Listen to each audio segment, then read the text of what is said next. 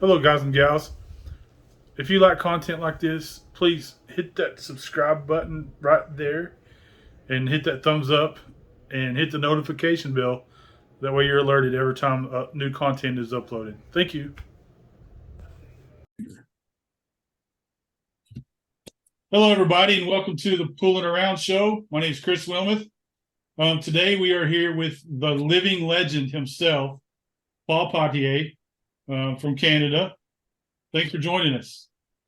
Hey, thanks for inviting me.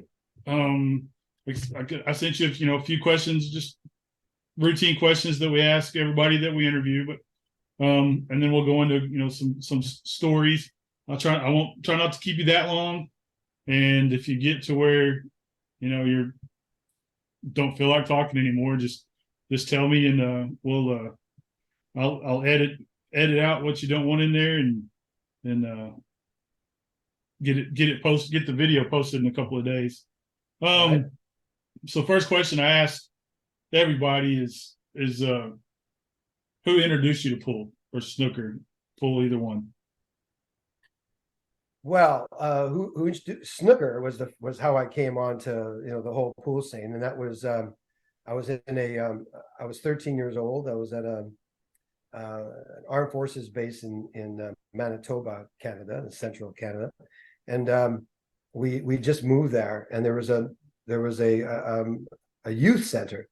And I remember walking up towards the youth center, and I could hear these balls clicking, and I could hear Diana Ross and the Supremes playing in the background on a jukebox. And I come in, and immediately what I see is this great, big, huge table, snooker table, and some guys playing on it. And I saw a shuffleboard table and darts, and I fell in love with the whole scene first. But then I got on the snooker table and started thinking that I really like that. Mentioned that to my parents about pool, and so for Christmas that year they got a 4x8 Gendron with chalkboard bottom table, easily to fold up, but just for pool, and with snooker actually. So it was snooker pockets, snooker cloth, well actually cheap cloth, but snooker cloth, and the snooker balls as well as pool balls. So I would, even at Christmas, I knew that the table was set up, and so when everybody went to sleep, I ran down and I started hitting balls, having no idea what I was doing that night until I went and got some sleep before we got up and had Christmas.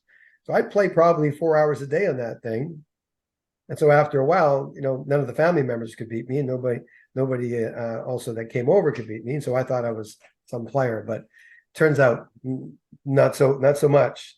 When I went into university, and many years later, 10 years later, I guess, let's see, no, 5 years later, at the University of Manitoba, there was 12 5x10 snooker tables there. So even I was there in phys ed, that's what I was taking there, but I was at the snooker hall quite a bit. So there's a lot more to that story, but that's basically what happened. So it wasn't an individual necessarily.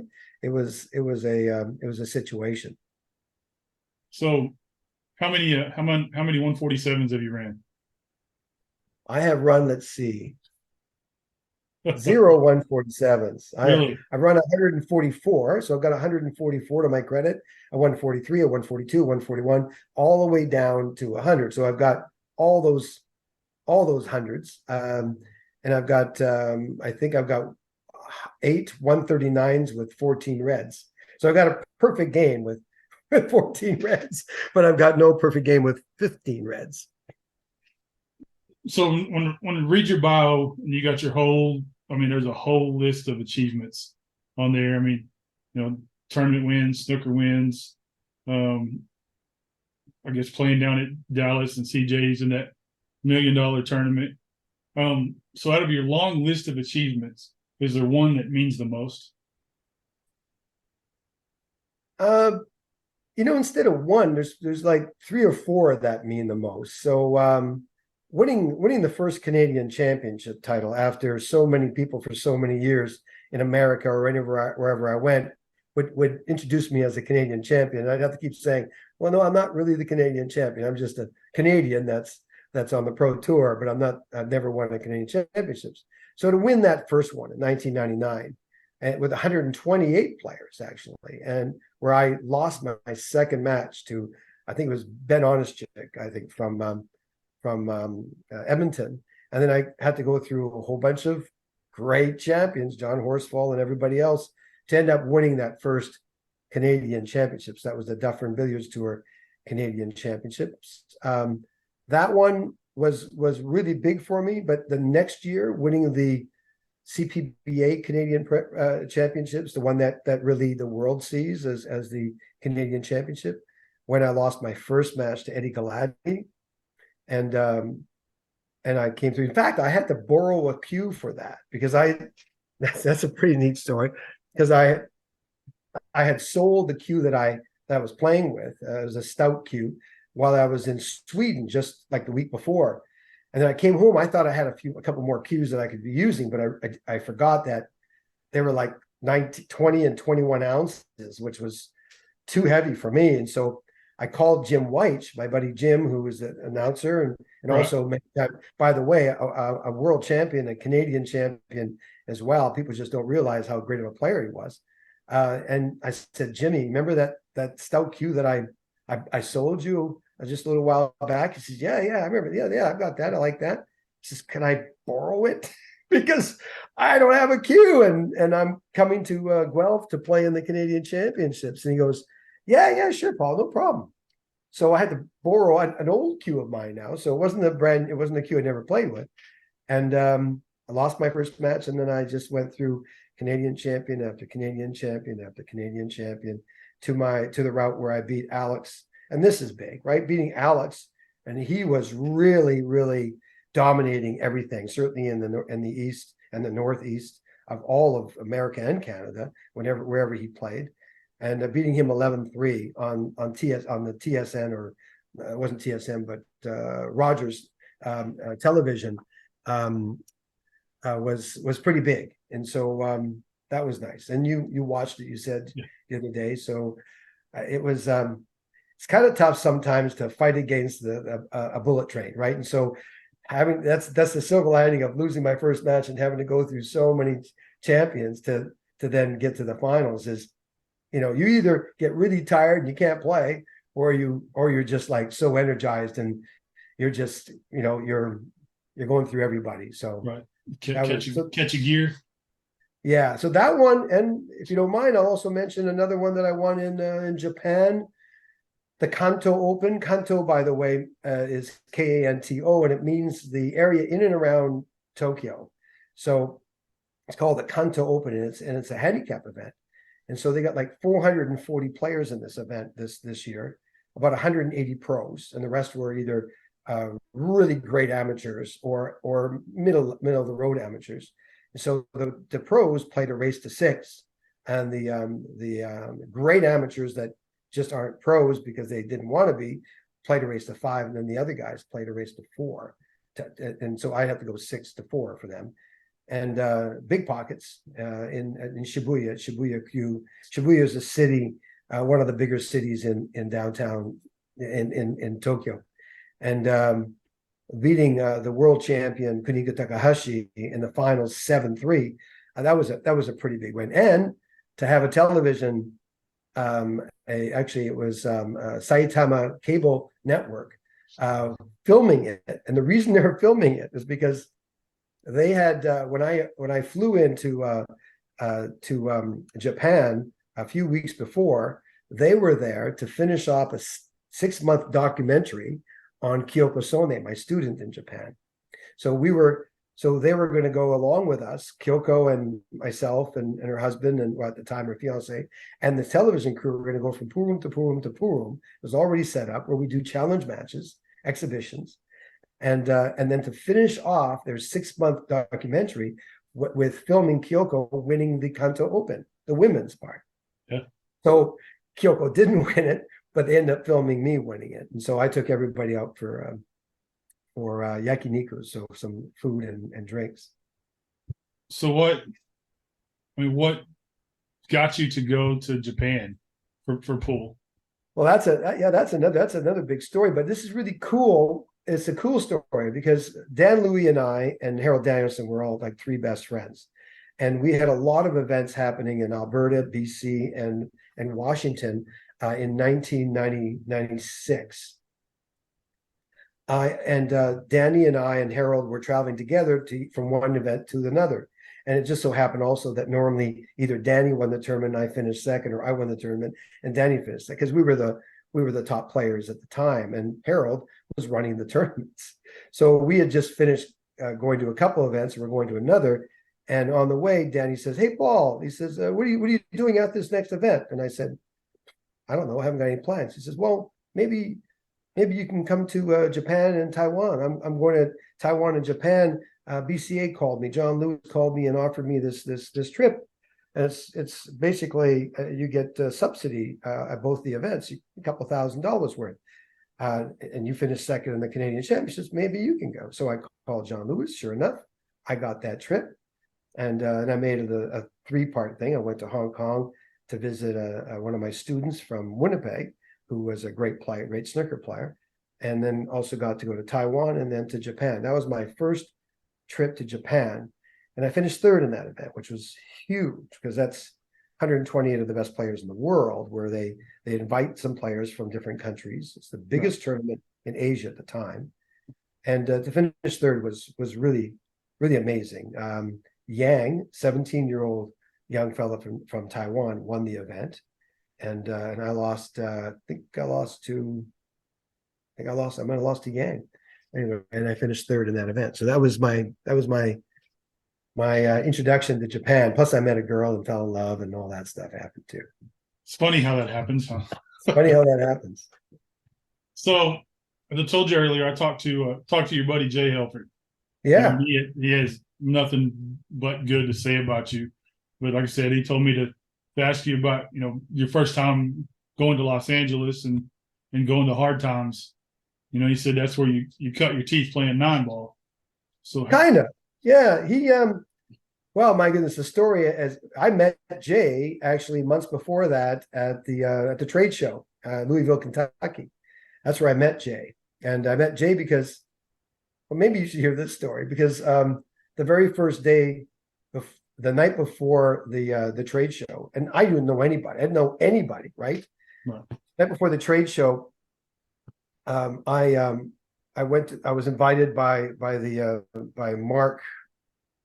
I can't remember his name at the moment, but he was a brand new guy with the BCA. He was the new marketing director or new manager, I guess. He was the John Lewis would be eventually, and Mark invited me because I called them about getting some tickets so that I could go and check it out, the trade show, because I was going to open a chain of pool rooms.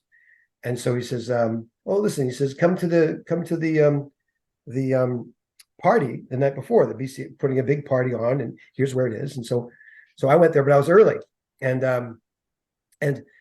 the party's up in the second level. So these staircases go all the way up, and then there's ballrooms to the right and left. And up at the top of the stairs were these 2 portable bars. So there's a bartender in each of them. There wasn't anybody there yet. I was the first person there. So I went up and I went to the bar and I ordered a drink, and there's nobody in the ballroom yet. And then as I turned around for my drink, looking down the stairs, it was Willie Mosconi and his wife Flora were walking up the stairs together. And I only knew them from the magazines and right. from who they were, who he was. And so I'm thinking, wow, okay. So as he comes up the stairs, they come up the stairs. I say, "Hello, Willie. Nice to meet you. My name is Paul Putz. I'm from Canada." He goes, "Oh, Paul, that's great. Yeah." Oh, and then he starts telling me stories about him and Joe Davis from England and the champion that we had from Canada at the time, and how they did a whole bunch of exhibitions together. So then "Oh, nice to meet you." Then they went off and they got a drink, and then they were going to go and sit down. And I thought, I have nothing to lose. What the heck? I says, "Excuse me, Mr. Mosconi, Flora, would you mind if I join you? I don't know anybody." So I joined them. Now there's a big story to that, but that's where I met Jay Helford. That's where I met John Lewis. I met so many people that I then became friends with over the years. But through that night, at the end of the night, see, William Mosconi was playing a joke on everybody, and because he didn't know how I could play at all. We never talked about my ability to play. Right. He was telling everybody that I was the Mike Siegel of Canada. He was just playing a joke on people, is what he was doing. And I'm just like, oh, hi, nice to meet you. And we went with the Brunswick people, sat down there, and so that's when everybody started coming in, and they came over to say hello to Willie, and Willie introduced me as the Mike Siegel of Canada that nobody but him knows about. Right. And he had no idea that I could play, really, none. The whole time I was talking to Willie, I was listening to his stories. That's it. And so these people now, later on with Willie and Flora Lee, these Jay and a few other people come over to me, hey, we'd like to see you play. Can let's go to a pool room or something. So we all got together in a couple of cabs and we went to a pool room. And so I broke and ran a whole bunch of racks. So I made Willie look good, right? But it was with a 7mm snooker cue, and that's where Jay then said, "Hey man, you got to come to LA. There's a tournament." That's how all that started. But then I get to LA, so I went, okay, I guess I should go, and I had a guy that wanted to stake me, and so I went to LA, and I had never been to LA, and it was all like movies to me. And then I go to the Hard Time Billiards, and it was crazy. Everybody was, gambling and coming up and asking me to play, and it was nuts. I had more action than I could ever have imagined, and what an interesting room too. So, right. Yeah. So then when you picked me up after, I was like, "Wow, this was great. Can we come back here again?" And so we've been kind of joking about that ever since. But I've been back to LA and Hard Times many times since. So Hard Times, is that the one that Oscar owns now? No. So Hard Times, that one's closed. There is nobody that owns that one anymore. But there was a Hard Times in San Francisco that opened. I don't know where Oscars is, but I think it's a nice room from what I understand. I really haven't been there. Yeah, so I know he owns one. I just don't know where it's at. Yeah, I don't know either, but I've seen some pictures. I mean, it looks like a nice room. I don't think it's the same. Hard Times was a big room with there's lots of how can I put it?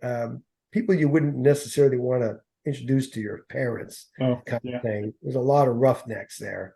Yeah, there was some stuff going on there.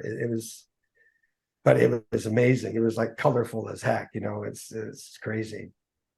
So what was your favorite event to play here in the States? My favorite event to play in the States.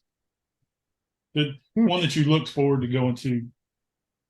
I look forward to going to all of them. But my favorite one, well, pretty much, going to Vegas was always cool, and once we started having events in Vegas, like the BCA championships, that was cool to go there. The World Championships was when we had that top of the Riv or the BCA one. Those are pretty much my favorite because there was so many people.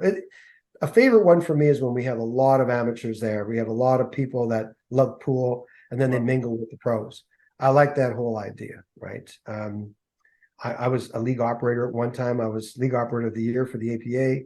I had the CPA franchise, and I put together 60 teams in my first 4 months, and so I won a whole bunch of awards. That was before I turned pro. So I gave that all up, and I turned pro, and I went down to the States. I lived in Dallas for a while. And that's when I started playing full time on the tour. So I'm going to Derby City for the first time next year. Oh, okay. I've always wanted to go, but so mine and my wife's anniversary is on January 31st. So it generally always fell in that day, and I'm not going to drag my wife to a pool tournament on our anniversary. And I looked at the date this year, and I was like, yes, it's going to miss. So we're going. Okay. All right, good for you. We're going for the last 4 days, and I've been watching a lot of the 10-ball bank ring game. I really enjoy that. it's funner to watch. I mean, Sure. I love watching one pocket. Yeah. But that's the bank ring game is really, I mean, it's entertaining. Well, you love watching one pocket, then you definitely are a real fan of pool. I Because am. you got to really be a fan of pool to I've love watching I've one been pocket. so I'm 49 now, and I've been playing since I was 6. I One never pocket. no just pool Oh, period. okay. I didn't. It was I was probably 27 or 28 before I ever played one pocket, Mm. and after I kind of learned the rules of the game, I went to Oklahoma City, and it was my anniversary for my first marriage, Mm. and I was going up there to buy a gift to Oklahoma City. Well, I had some time to kill, and I went into a pool room called Aces, and James Walden was in there, and um, I was shooting some around on a 9 foot table in there, and I was hitting them pretty good, and he was watching me play. He said, "You ever played one pocket?" I said, "I just learned how to play." He said, "So you want to shoot some for a little bit?" I said, "Yeah, I don't have a whole lot of time." I said, I need to get back. I was an hour away from home. I said, "Yeah, but I need to get back." He said, "Do you gamble any?" I said, "I've known to gamble a little bit." I said, "But honestly, I've never gambled at one pocket." He said, I'll play you 12-4. Said, "I'll make 12 before you make 4." And so we'll play for $10 a game. Oh, Well, that's three hundred nice forty of him. dollars later, I found out I was in the wrong game, and Well, that's a great way of learning how to play one pocket, be able to play a great player. I mean, a great player for $10. yeah, It's like a cheap lesson. that's really a cheap lesson. That's excellent. Well, I know that now, but I didn't know that back then. No, you're losing some money. You weren't I happy about was, it. Yeah. I was, and I mean, I was getting in trouble twice. Once for being up there on my anniversary, and then once for losing the money. So Ooh, yeah. yeah, so that didn't end well. Um, so I know you teach a lot now. So what do you enjoy better? Did you enjoy playing, or do you enjoy teaching now? Well, I love helping others with it. I love developing the skills of adapting to the person that I'm helping. So it's a much more difficult skill to learn how to do and how to be great at than pocketing a ball or running out. I think it's the because every single person is different. Right, It's not about the coach. It's about the student. So if I want to be able to help them, sometimes telling them the right information is not helping them. I mean, not don't get me wrong, I'm not lying to them, but right, sometimes you have to figure out what's going on in their head, what kind of a mindset they're in, uh, what are they ready to be a sponge for, right, and what is it you can do to help them be more ready, rather than okay, today we're talking about banking balls, and I'm going to need you to work at this, and then I want you to go home and I want you to practice until you can come back to me and you can bank balls the way I'm showing you. Okay, so don't get me wrong. There's something to be said for that, right?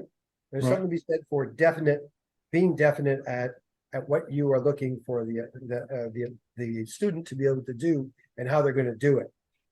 But I think if you really want the student to be the best they can be, if you want to help them along that path, that journey, you need to help them develop a high level of desire and a high level of confidence, not just while they're playing, but especially while they're learning.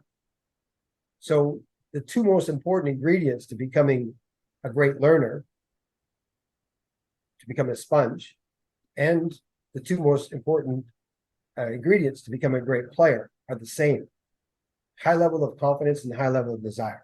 right, When either of those things start falling, the other one is connected and it will fall too. right, right, So if you understand that, first of all, if you believe it and understand it, and then work towards finding a way to help Chris be at his be at the point where he is the biggest sponge and wanting to be the sponge, then the information can be given in a way that the sponge will soak it up. I used to find that sometimes I would get to a point to where I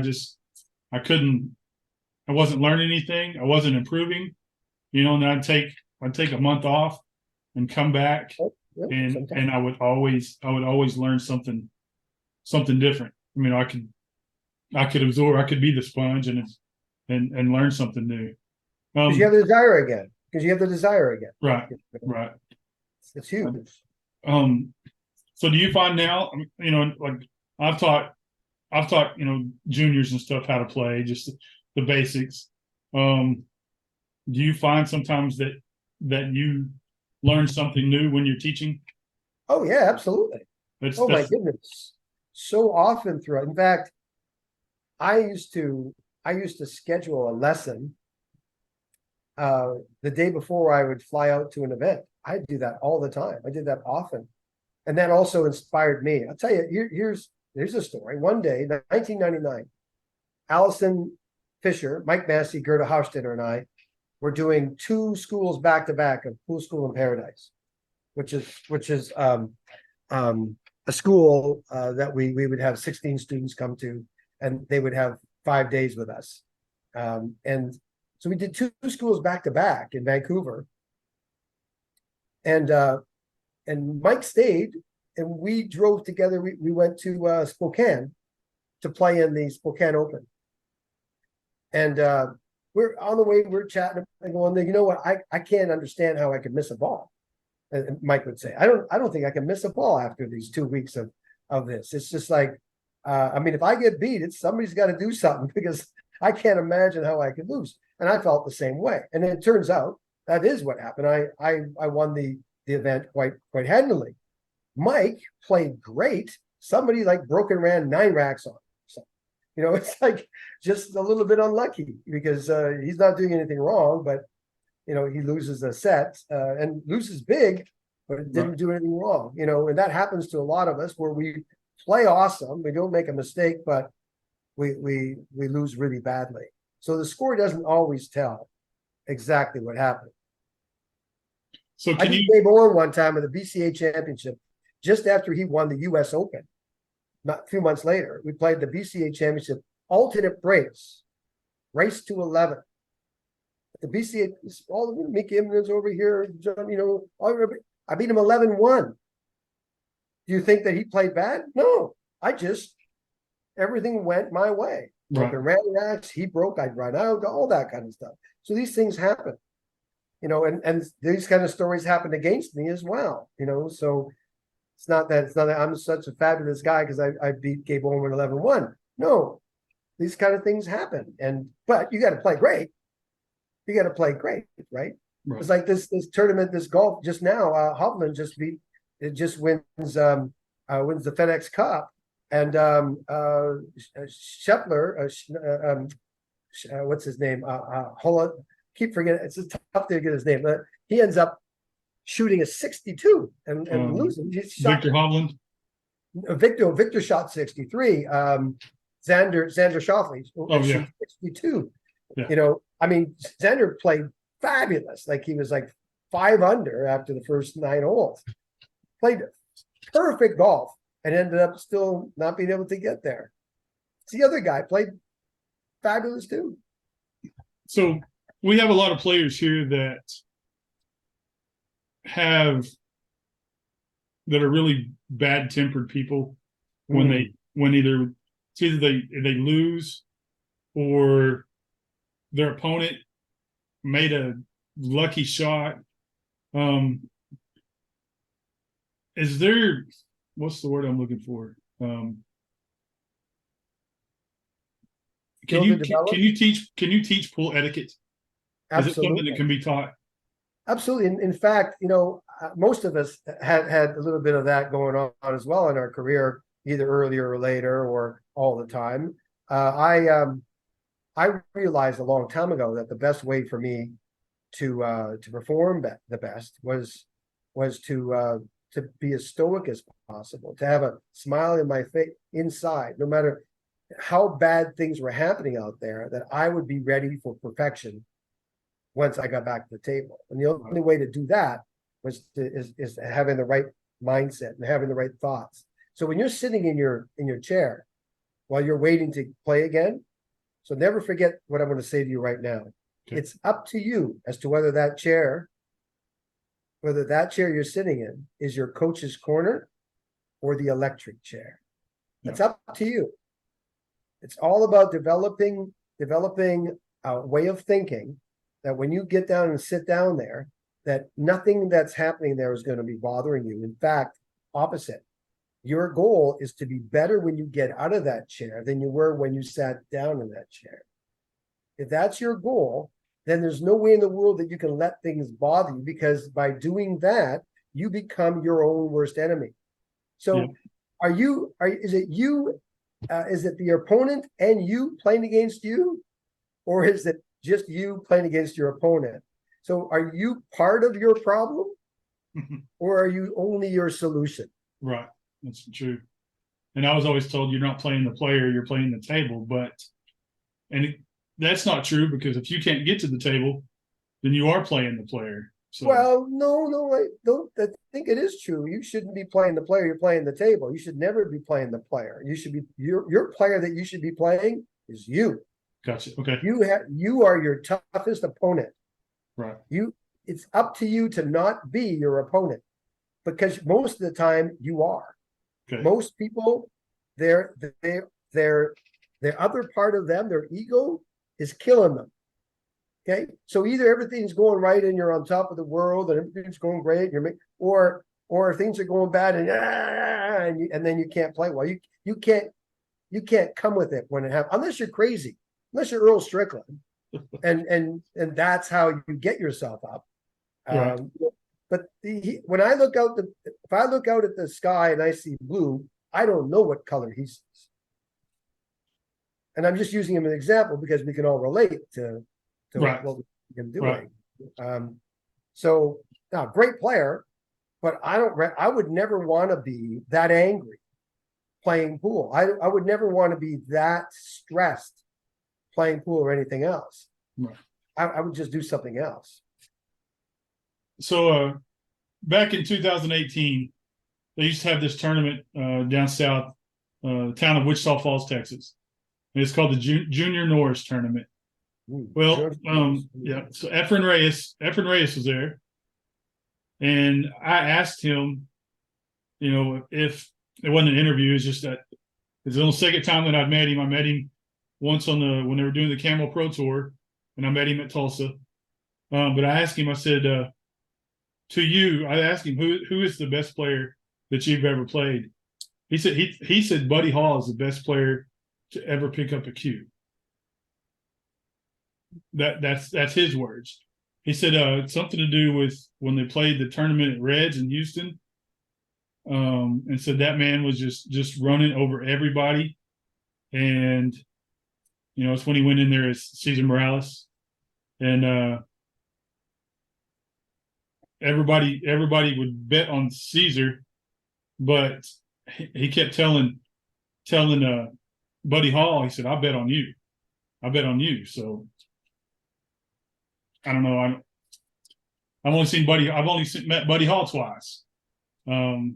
Great player, one of the best strokes ever. I put 4 people in the history of my playing, 4 people that stand out as the greatest strokes in the world. Buddy's right up there. Mike Massey's right up there. Jay Swanson is right up there. Yeah. Those are 3. And the other one you would never have known, and that's John Bear from Canada. I mean, it's like the cue has never been anything but a part of their body, and loving them at all times. So smooth, so much power with almost no effort. Just everything about even the way they walk around the table, the way Buddy walks around the table and looks around, or Mike, or Jay, or John. Just that cue in their hands is just another finger. I mean, Right. and more so, it's a magical finger. And the way that they are able to wield that cue, having come through the cue ball, they make the cue ball love them. Right. And it's amazing. Now, there's a lot of great players out there that I would never put them in the category of those four guys. But that doesn't mean those four guys are better than those players. Right. I just mean they have the greatest stroke. And there's some other things about Buddy Hall that we can say that, I mean, his cue ball control was the best of anybody. He could get his cue ball a foot away from the ball at all times, when the rest of us are just trying to get the right angle so that we can make the ball and get to the next ball. Exactly. Buddy will go that much further to make that ball come back or get around the table to be a foot away from the other ball. And his stroke length when he's feathering was always the same thing, no matter what shot he was going to do. I'm not saying that's a good thing. I don't teach that to people necessarily. Right. But Buddy was, I think, self-learned. I think Buddy developed his style and everything back when Buddy was Rags rather than Rifleman, and he just kept playing a lot and just perfected his smooth stroke and his smooth ways and it's somebody you got to go, definitely one of the best players in our times. And So in your opinion, since you first started playing pool, is the game better now?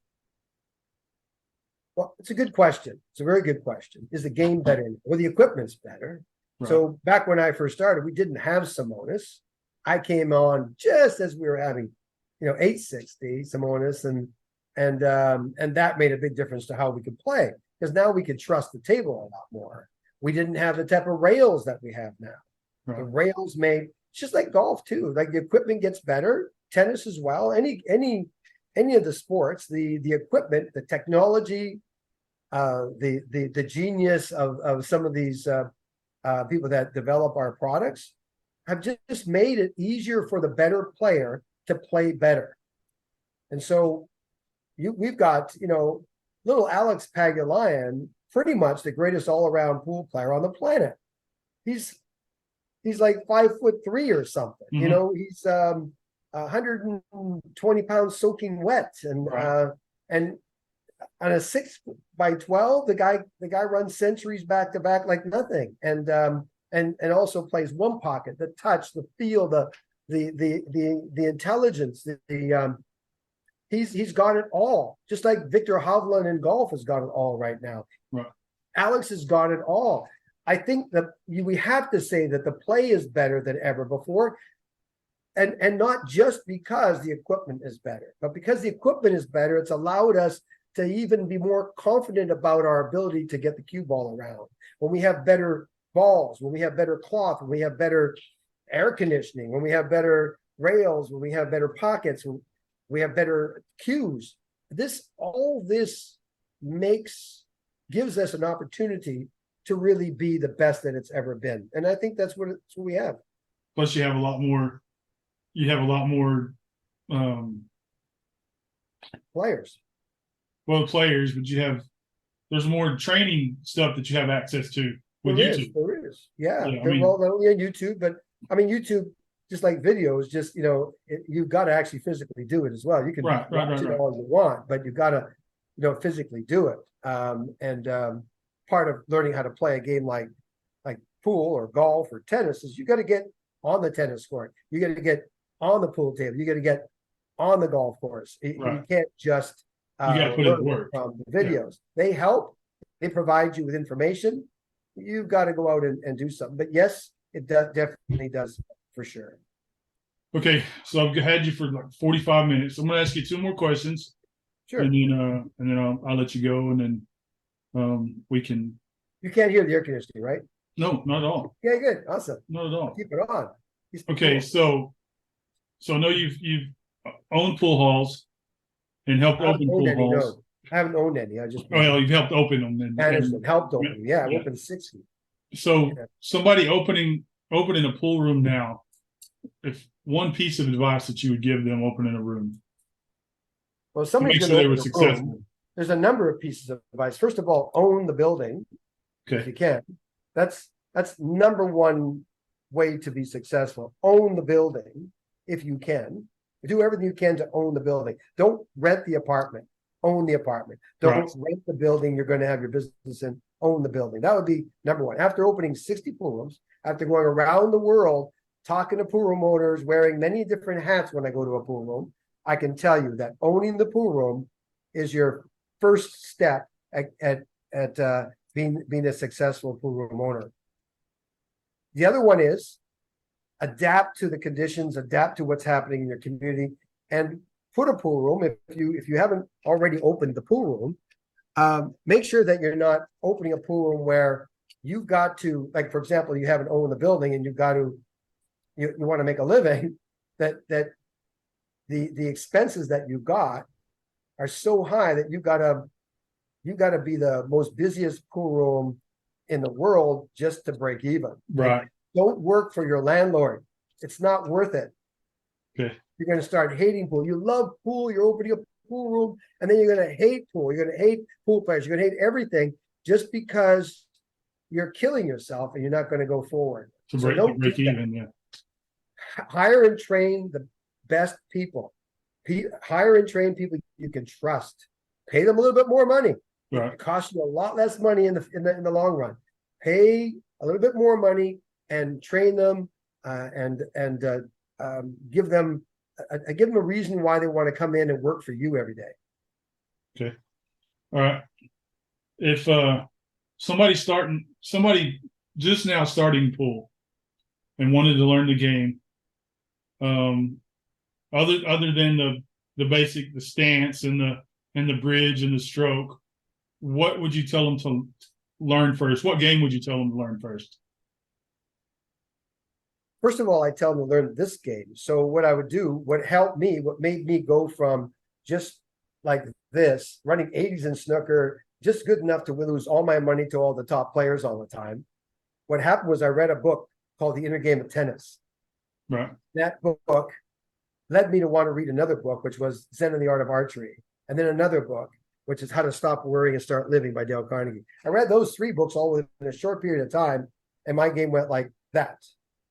Not like that, but like that. And the same guys that were giving me 30 spot, 20 spot for years, now I'm playing them even and I'm winning all my money back. So there's a big thing. So the mental part, making the right decisions. So I would say learn how to make the right decisions. It's the same way as making right decisions on almost everything there is. 4 steps. Learn how to do that, and then start learning everything else you want to learn, but become great at that. Okay. All right. So this is the last question. Sorry. All right. So my one of the reasons that I started this channel was I wanted to help preserve the history of pool.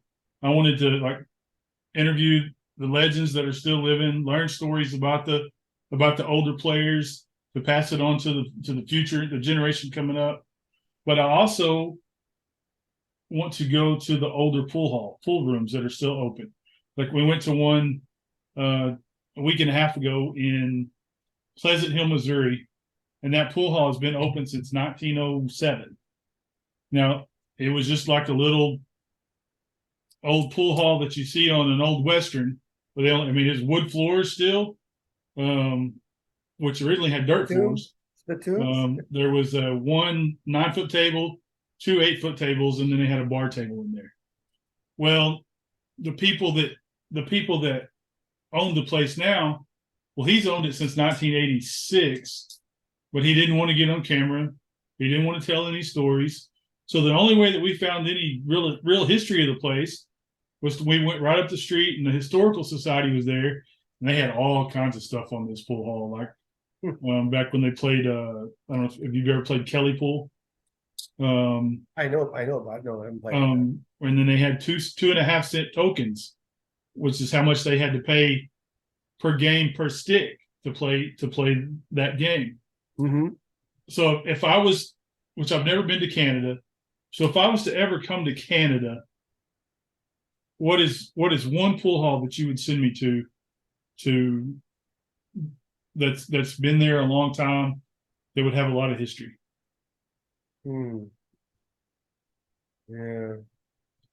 Most pool rooms, that are out there right now, and Canada's a big place, by the way. So you're asking me Right, I understand that. I understand that. I mean, BC and Alberta, I know real well. Though there's a pool room in Alberta in why can't I remember the name of the town? I know it very well. Pool room in Alberta, where the pool room owner is also a player, and that pool room has been around a long time.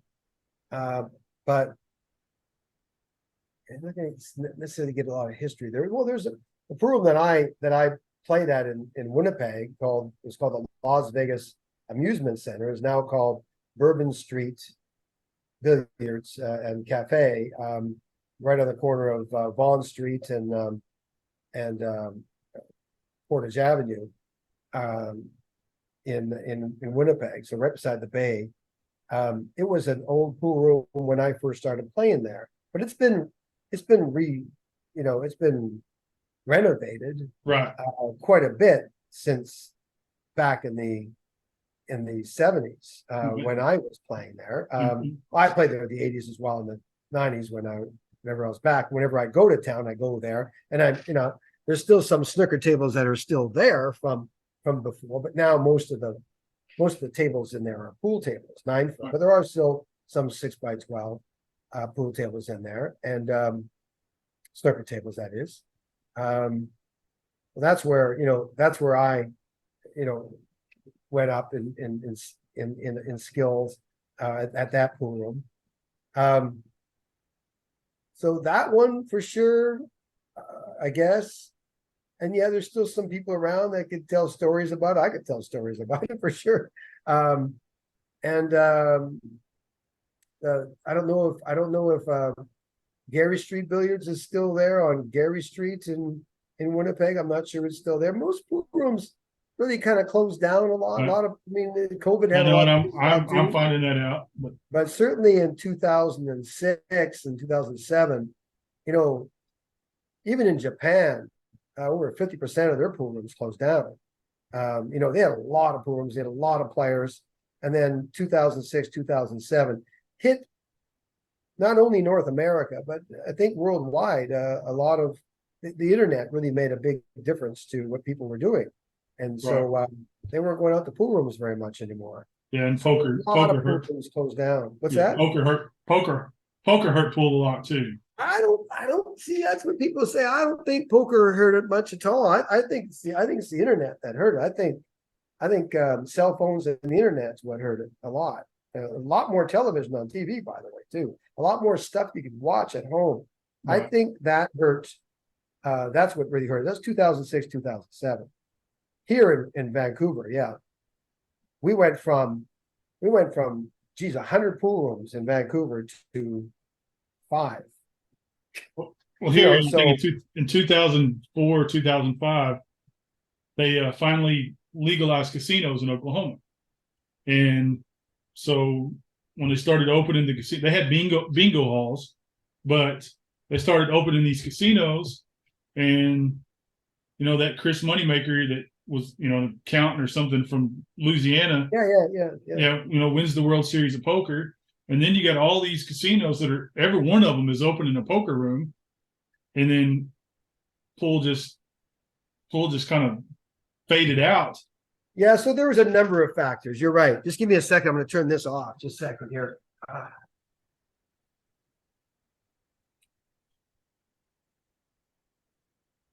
Sorry, I had the TV on pause because I was going to rewatch something, and then pause is only for a certain amount of time, then it comes back on again, right?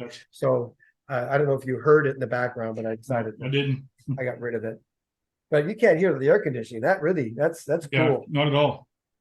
Wow. All right. Well, yeah, a lot of things, a lot of factors, so maybe poker had something to do with it again, but I don't think it was the big culprit.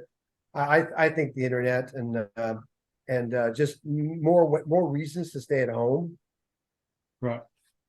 golf Well, courses got hurt too. yeah, I'm gonna let you go. All right. I appreciate your time. No problem. I would, you know, I wish Sean would have joined us. He'd had more questions and he was looking forward to sitting in on this interview, but he's playing in that One Pocket tournament. So they have a big invitation to One Pocket the last Sunday of every month. Oh, great. And he plays in it. Like I said, I want to thank you for joining us. No problem. And guys, if you enjoyed this content, please hit the like, subscribe, and share button and hit the notification bell so you know every time that I upload new content. All right, and we'll see y'all later. Turn off the record.